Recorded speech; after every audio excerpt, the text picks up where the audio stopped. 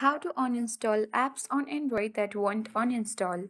Hey everyone, welcome to the channel. Watch the video till the end, and without further ado, let's dive right into the video. Launch Settings app on your device. Head towards Apps and then select App Management. From this section, choose the app that won't uninstall and you wanna uninstall apps on Android. After that, tap Disable option and tap Disable app option. So this will not completely uninstall your app, but for a while it will disable the application. After that, you need to come back from this app section. Head towards the settings again, tap password and security and then choose system security. Scroll down, tap device admin apps and now you need to verify this.